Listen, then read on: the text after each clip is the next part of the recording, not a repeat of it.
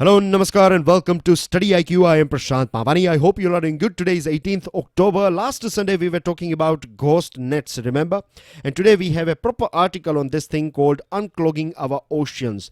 Now, it's a matter of concern, and it's really shocking that back in March 2018, fishermen from Kerala, they found 400 kilo of ghost nets from just the south coast of Kerala. And it's not just limited in Kerala. We find this ghost nets in different parts of our coastal region, from Tamil Nadu to Maharashtra. There are fishermen and NGOs, and there are some companies as well, as a part of their corporate social responsibilities. They are engaged in cleaning our ocean floors from this ghost nets. Now we have one charity organization from UK called Ridley Project. They did a little bit of survey here nearby our coastal region, and they found that between 2011 to 2018, some 601 sea turtles were entangled in this ghost nets, and out of this 601, 528 were olive ridley turtles. Now you know that olive ridley turtles are very important for our ecosystem. You find questions on olive ridley turtles as well many a times in various different examinations. So it's a matter of concern for olive ridley turtles survival as well as for the whole ecosystem. And it's not just turtles right, that are falling prey of this ghost nets. You have other casualties as well. You have whales, dolphins, sharks, and pelagic birds. We have other ecosystem related or particularly marine ecosystem. You know, it is supported by these coral reefs. And what happens when these fish nets are discarded, abandoned, or lost in sea? They settle down on this coral system, and then they will destroy this whole ecosystem, because they will, destroy this fish and other marine species that are found or relying on this coral system or coral reefs. Then you have some other nets. They are floating either on surface or many times at various different levels, and then you find the sharks and whales and other species, the heavyweight ones, they fall prey to this thing, and finally this net will go down with the weight of this dead wildlife. It will go down at the bottom floor or the ocean floor, and then you have scavengers will eat away this dead fish or this whales or shark, and finally this will again float freely in ocean, looking for some more victims and more prey. Out of the total plastic that we find, or plastic pollution that we find in our oceans and seas, 46%, right, is just this thing, right? 46% is this ghost nets. So it's a really, really big threat for our marine ecosystem and for our fishermen community. In 2016, there was a publication that was released, and it said that 5,400 marine animals belonging to 40 different species were recorded as entangled in this ghost gears. Now, the problem that we find here in our country is that, or coastal region in our country, is that we don't have proper data about this ghost nets. And the other thing is, as I told you, right, what happens, this whole process, this is just one example here. You know that we have ocean currents and other things that is continuously working when we talk about ocean or this water. And what happens if you lose, say for example, a net here? So it's not that you will find it just there. Then it would be much easier, isn't it, to find all these nets. What happens is, with this current, it flows in different parts of the world. Like we find Thailand's net in Maldives, we find some Indian nets nearby Maldives, we find some other nets nearby our coastal region. So they are basically, free ranging from this part to other part, and with it, this nets are killing so many other marine species, and they are destroying literally the ecosystem. Now, scientists who are working in this field, they have got a little bit of good news for us, and the good news is that the government of India is working on, or it's currently preparing, a national ghost net management policy. So that's a positive sign, no doubt, but it's not just going to work as easily as we think, because I'm sure you are aware about these trawlers, right? Trawlers are banned, particularly in this part of of our coastal region. Because what happens with trawlers is that I'm not talking about deep sea fishing here. We are talking about this sort of nearby coastal region where this floor is not that deep. So these trawlers, they throw some heavy net gears. They are very loaded and very heavy. So they will basically hit this ocean floor, and these trawlers with the big engines, they have this BHPs and thrust and everything. So they will just drag this net, and this net will take with it everything that is there, and this bottom floor.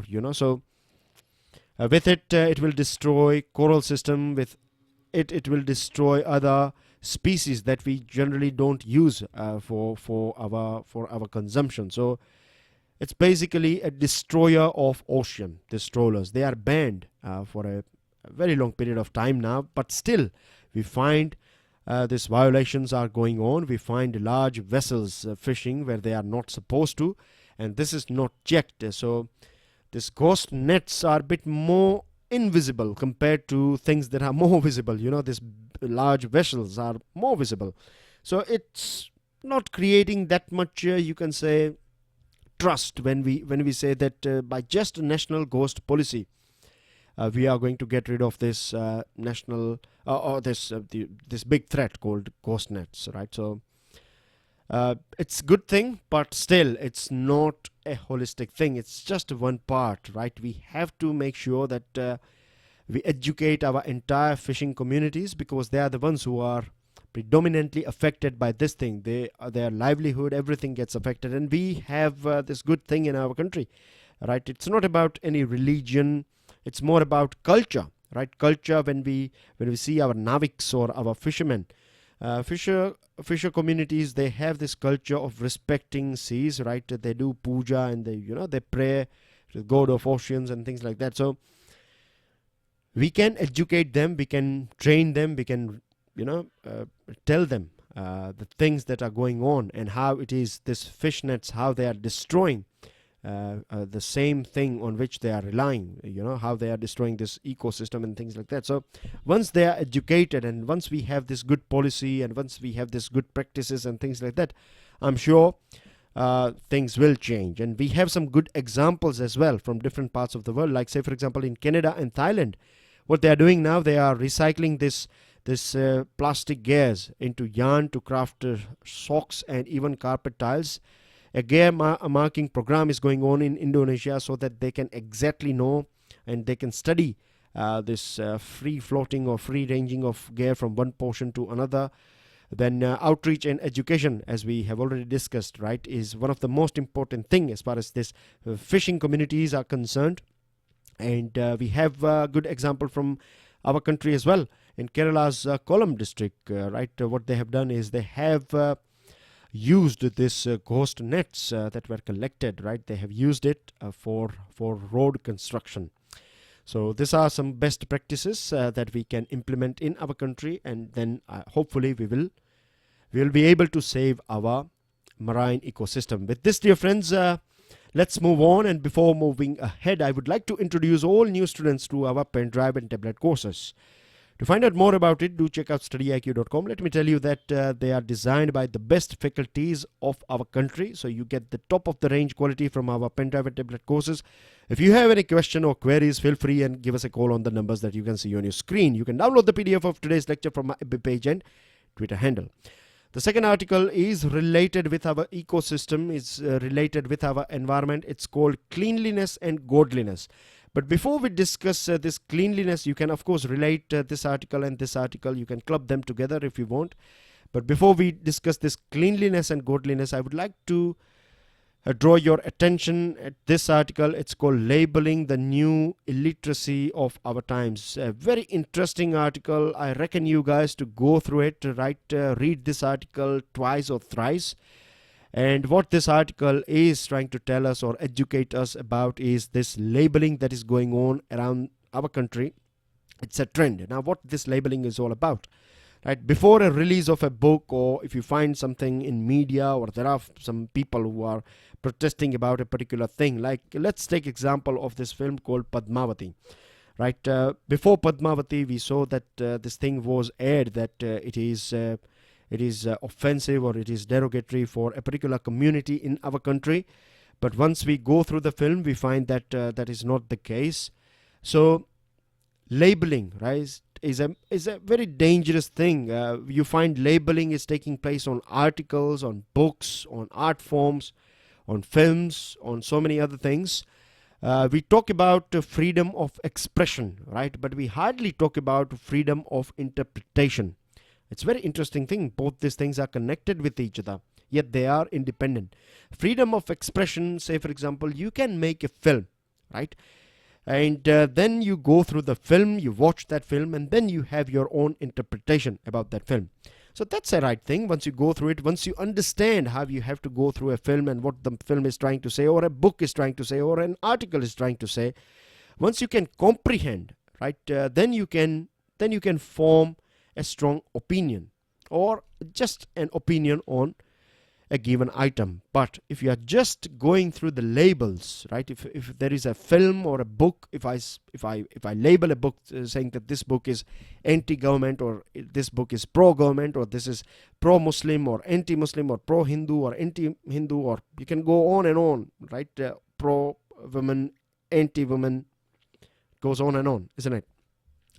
So once I label, or once a person or organization labels a thing, what they are taking away from us is they are taking away this right of interpretation, right? Because labels are so strong and they are more visible, so people go with the flow rather than comprehending. So it's a very dangerous thing, right? It takes ages and ages for us to train ourselves for reading. Reading is not just about reading a line. If I can read this thing labeling the new illiteracy of our times, that does not mean that I can read.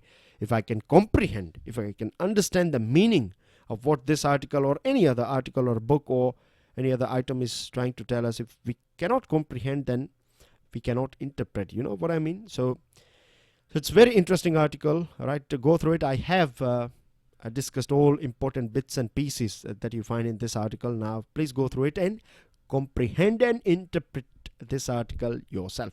Very interesting thing. If you want, you can pass your observation in the comment section of this video lecture, right? Observation on this article, I mean to say. Now, cleanliness and godliness. Let's go through it. Now, the thing is, when it comes to cleanliness, you know, Mahatma Gandhi ji used to say that a place where you have cleanliness, you have godliness. A place you don't have it, you don't have godliness either. So a thing that we are still missing in our country, or it's a very interesting line here that I find in this article, and this one is that keeping India clean is different from not dirtying it, right? Keeping India clean is different from not dirtying it. So if you comprehend this line, if we break it down, then we find that it's talking about being proactive as well as being curative or reactive. Keeping clean is something to do with being reactive, and being reactive here is not bad, it's positive. Or being curative here is not bad, it's positive when we talk about cleanliness. But not dirtying it is more proactive, and this is a thing that we need to focus on. What happens is, after every festival or after every program, and it's not associated with any particular community, this is happening all across the board, right? You find young, educated, so-called smart people, right, studying in various different big brand universities and colleges, and using smartphones and branded clothes and branded, can go on and on, right? So-called modern human beings in our country. Observe them when they are out watching when they are out for watching a film in a theater or a talkies, or during a live show or something. Once the show is over, you find bottles and other things everywhere, right? These are the people, they claim to be, modern and educated, and generally there is a stereotype that we blame cleanliness, lack of cleanliness, we blame it on people who are less educated or who are poor. We think that they are the ones who are destroying our environment, but that's not right. We have to understand this thing that when it comes to cleanliness, even today our concept is not that clear. And when I'm saying that not that clear, I mean to say that we pay a huge amount of respect to doctors, right? But do we ever think that we visit doctors, no disrespect to doctors, right? They are doing wonderful job for humanity and for society, of course. But when we visit doctor, right, when we are not well, at that point of time we visit doctor. So when we observe this thing from our life's perspective, we are being curative, or we are being a bit reactive here, isn't it? When we are not well, we visit hospital, or when we see a doctor. Sounds very logical, right?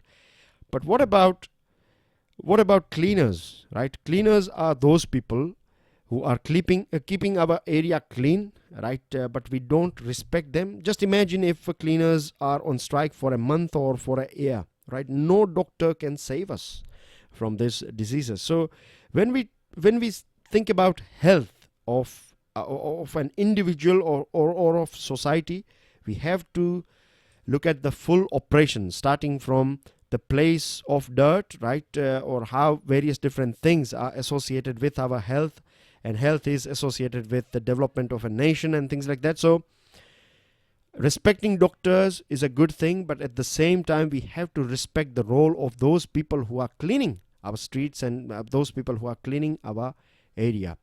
They need to be paid well, right? They should be respected as well. At the same time, people should make sure that they are not dirtying, they are not adding more and more burden. Our attitude is that someone else will clean it up, right? Let's throw our litter here and there. This attitude, we cannot achieve what we are trying to achieve here. The other thing is, we still don't have this polluter pay principle. So if you are polluting, then you are supposed to pay for it. And one more thing that we can add here is that all those people who are behind the bars, right? Some 67% population behind the bars, or they are under trials. Those people who are in prison. So if they are behind the bars for some petty crimes, right, then they should be awarded some sort of social, community services. Same thing goes for other offenders as well. If someone is throwing litter here and there, then that person should be punished with community services. That person should be given like 20, 15, etc. hours every week. They have to contribute in maintaining that area clean. So these are the things that we can do, and this will be a good lesson. But the most important thing is, we have to understand that solid waste management is a big problem, but the main generator of this solid waste management is our bad practices. So until and unless we don't change the way we are behaving, we are not going to see that much difference. So that's a very important point. You may find essay topics or general studies mains questions based on cleanliness, because it's a very important program. So next year, hopefully, you may find this question, or in other exams as well. So we are done with these 3 important articles. Now let's go through something that is again related. So this one is related with this one, and this one is related with this one. It's about another outbreak. I think yesterday we were talking about Zika. There was a small update. No, it was in PIB analysis, sorry. But last Sunday in the Hindu analysis, I provided you with an infographic that was about Zika, remember? So the latest outbreak of Zika is India's most severe so far, and it's a matter of concern. In Jaipur, 80 laboratory confirmed cases, including 22 pregnant women, have been identified with this Zika.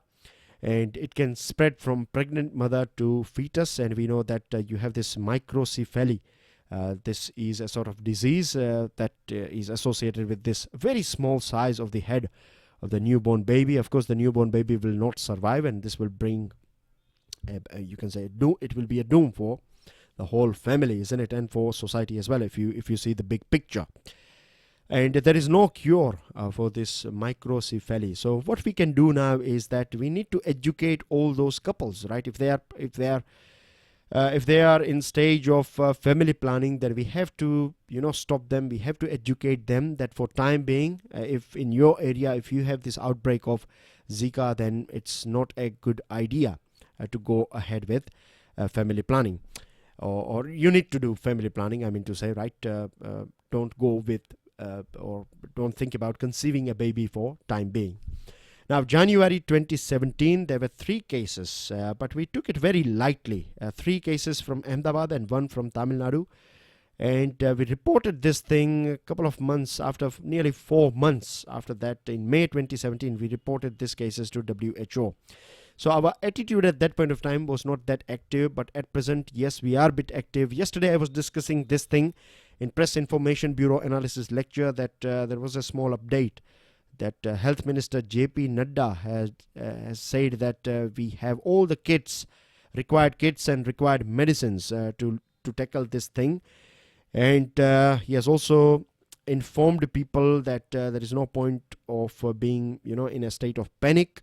All we need to do is spread awareness about this thing. Aedes aegypti is the mosquito that is the main culprit, spreading this Zika virus from one place to another. And the other thing is we have to control this thing, because if we don't, then the upcoming season, long winter, is just ahead in North India. And in northeast monsoon that we find in eastern coast of India, parts of Andhra Pradesh, Tamil Nadu, parts of Karnataka as well.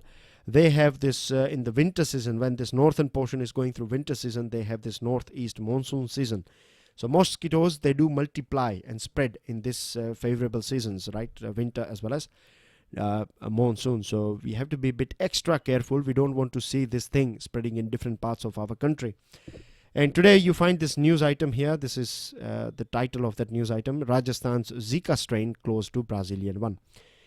So that's basically everything, right? We have gone through this one, and this one. And this article is a political article on Brazil. So if you have extra time, you can go through it, or else it's totally fine. As far as your exams are concerned, you won't find topics on, or you don't have to go through this one.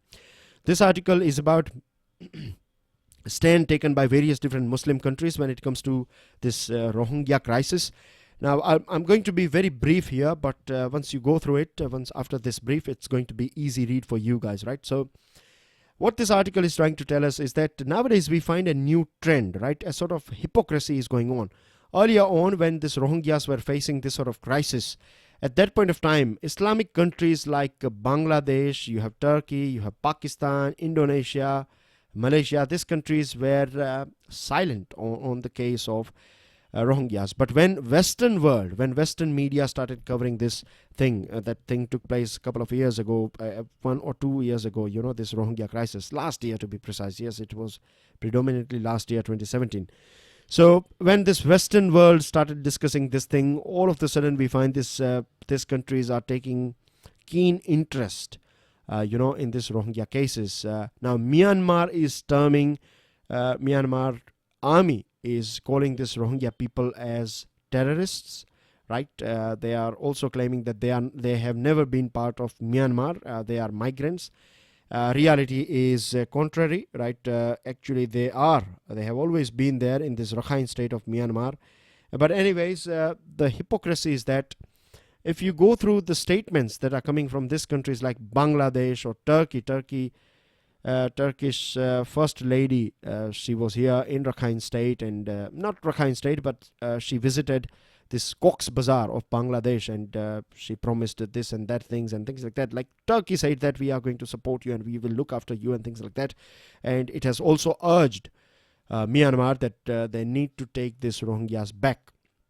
But it may sound good. It may also, these leaders or these governments, they are trying to project that they are Islamic countries and they are taking a leadership position when it comes to Muslims, or if Muslims are suffering in different parts of the world, then they are going to take a stand. But the thing is, if we go through, it's not about Muslims, it's more about politics, right? This article. So what we see is that when it comes to Kurdish people, right, of Turkey, or in Bangladesh, when we talk about Bangladesh, then we have many various different communities. If we talk about Pakistan, then as well we have various communities. They hate, the government, right, hates this Ahmadis, right, Ahmadi people. They are not considered as Muslims, and in some parts of Pakistan, even if you say Salaam Alaikum to them, then as well you will be punished that why you are saying it to or greeting to Ahmadiyas. I think they are called Ahmadiyas. So when it comes to Kurdish people, Turkish government is doing the same behavior, but we find that they are taking a stand on this thing. So it's all hypocrisy that we see here, right? And this is how it should not be, right? It should be if you are supporting someone, then it should be based on humanitarian thing rather than seeing people through the prism of religion or area. If you are sensitive, then you should be sensitive to every various different communities, right? Not just you cannot pick and choose. So that's what this article is trying to tell us. Now let's go through some news items. Sabrimala temple is again in news because of this protest, and some 13 policemen and 200 protesters are injured because of this violence that took place here. Akbar quits finally, and no Indian link to assassination plot. This was reported yesterday that Maithripala Sirisena, the president, said that the RAW is trying to kill him, but this thing has been clarified by Sri Lankan president that in cabinet meeting, this thing was discussed that assassination plot is being designed, but RAW is they have never said that RAW was involved in it. Government of India has formed this group of ministers in which you will have Ravi Shankar Prasad, Home Minister Rajnath Singh, women ministers will be there as well. And this GOM will go through the sexual harassment cases at work and things or ways to deal with it. And we have also this panel. A couple of days ago, we talked about this thing that Menka Gandhi ji, she has set up a panel of judges and legal persons to go through this item. Andhra Pradesh hamlets or small villages, they shine in this rural survey which was conducted by Ministry of Rural Development. 96 Gram Panchayats were taken under this study, and we find that Andhra Pradesh has 37 developed villages. So it's a big hit and a big thing, right? It's a good news as well for Andhra Pradesh. Tamil Nadu is doing very well as well. Other states, they need to learn from both these states, and indicators are infrastructure, health, women empowerment, economic development, basic village parameters, financial inclusions, and other things. Khashoggi was tortured before being killed, so it looks like from this report that he is killed now. And Anna Burns wins Booker Prize. The lady that you can see on your screen, she is from Belfast. Belfast is capital of Northern Ireland, part of UK, of course. And Milkman is the name of her book. And this prize, this Booker Prize, is a very prestigious prize. Then you have more teeth to Ayushman. Government to rope in private sector to provide treatment at district hospitals. So it's a new PPP model that we are going to find. So it's going to definitely help this Ayushman Bharat. Then you find some other details that we have already discussed many a time. So download this file and go through it. CJI has suggested a new way. If some judges are not performing, or if they are not fit, then impeachment is a process, but it will take time. And so far we haven't seen any sort of successful impeachment case in the history of our country. So CJI has suggested that take away all the work that particular judge is looking after. So make him, ideal. That's it. Not doing anything, right? Take away everything from that person, so he or she cannot influence judicial system.